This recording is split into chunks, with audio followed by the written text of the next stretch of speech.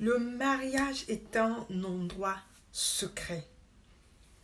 Bonjour, j'espère que tu te portes bien. Moi, ça va très bien, par la grâce de Dieu. Ça fait un moment que je ne suis pas passée par ici. Merci Seigneur. Euh, je vais tout simplement me présenter. Qui suis-je? Je suis Anaïk, Anaïk MLD, une sœur, une grande sœur, une tante, une tata, une petite sœur pour d'autres. Je suis là juste pour te partager mon expérience, ok? Pour t'éviter de faire certaines erreurs. Et en même temps, pour t'aider à impacter ton entourage. Oui, je dis impacter ton entourage. Donc aujourd'hui, je veux essayer de te parler de mon expérience concernant le mariage, un lieu sacré. Donc, je veux te parler du foyer. Lorsque on est marié, on est censé être une femme mystérieuse, c'est-à-dire pas mystérieuse, mais on est censé être une femme secrète. Vous voyez les secrétaires? Dans le mot secrétaire, il y a secret. Donc, une femme est censée être comme celle des femmes qui travaillent dans le milieu hospitalier où il y a un secret médical. Une femme dans son couple, dans son mariage, est censée vivre dans le secret. C'est beaucoup plus ce comportement-là, je le trouve beaucoup plus chez les femmes. Je ne veux pas parler des hommes parce que je vois ça rarement chez les hommes, mais beaucoup plus chez les femmes. En train de vouloir raconter leurs problèmes, leur vie de couple chez les autres. Dès qu'il y a un petit plaisir là, c'est tac, tac, tac, tac. Oui, ma copine, mon mari m'a mis bien hier soir. Waouh, j'étais aux anges. Mon mari m'a fait ci, mon mari m'a fait ça. Tu donnes jusqu'au détail d'hier soir. Tu arrives, tu sais, mon mari, c'est lui qui me donne sa carte bleue. Mon mari m'a acheté une voiture. Mon mari m'a acheté une maison. Mon mari me donne. Que ça soit vrai, que ça soit pas vrai. Toi, tu te livres, tu donnes. Mais il faut savoir que dans toute situation, généralement, c'est toi-même qui donnes l'arme à l'ennemi pour t'abattre.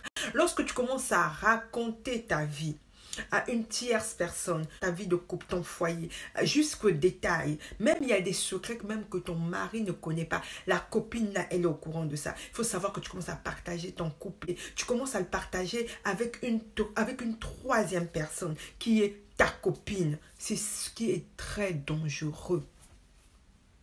Avoir ou être une meilleure amie de quelqu'un n'est pas synonyme de raconter, de relater sa vie. Beaucoup de femmes pensent que pour être meilleure amie, c'est raconter toute sa vie jusqu'au détail. Non, ça ne fait pas. Si tu as une copine qui pense que vous deux, pour que tu puisses te sentir, pour qu'elle puisse se sentir meilleure amie, en fait, elle t'oblige de lui raconter tes histoires de couple jusqu'au détail, au moindre détail. C'est pas une vraie copine, c'est une mauvaise copine. Et ça, je te le dis, je suis claire avec toi, d'accord? Donc, tu dois mettre ça dans ta tête. C'est pour ça qu'on entend des histoires où des femmes ont oh oui, ma meilleure copine sort maintenant avec mon mari. Ma meilleure copine, c'est elle qui a remplacé dans mon foyer. Pourquoi on écoute ces genres d'histoires? Et faut bien tendre vos oreilles. C'est tout simplement parce que toi-même, tu es parti remettre les clés de ta maison à cette dernière jusqu'à ce qu'elle sache même où est ton coffre-fort. Non, c'est pas la faute à l'autre. Non, parfois, il faut laisser ça. Il faut vraiment grandir. C'est pour ça qu'on vous dit le mariage.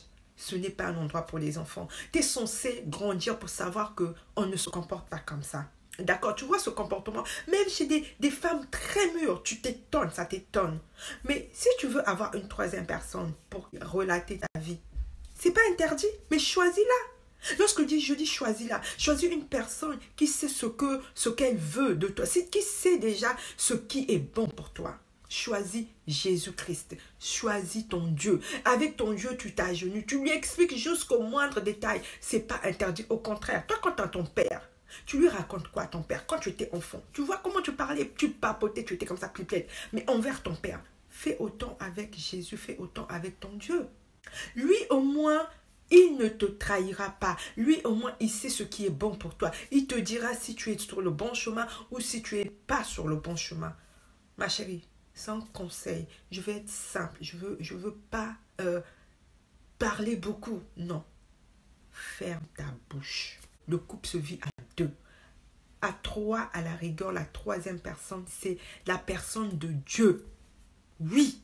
Et ça, je suis claire avec toi. Et il y a beaucoup de femmes qui souffrent de cette situation. Parce que lorsque tu vas donner, aujourd'hui, quand tu seras plus amie avec, pourvu que tu te fâches avec cette dernière, ta meilleure copine, là, elle commence à raconter tout ce que tu lui avais dit. Et ça, c'est l'habitude de l'être humain. C'est souvent qu'on trouve ça. C'est souvent qu'on entend ça. Sois intelligente. Prends bien soin de toi. Impacte ton entourage. À très vite. Ciao.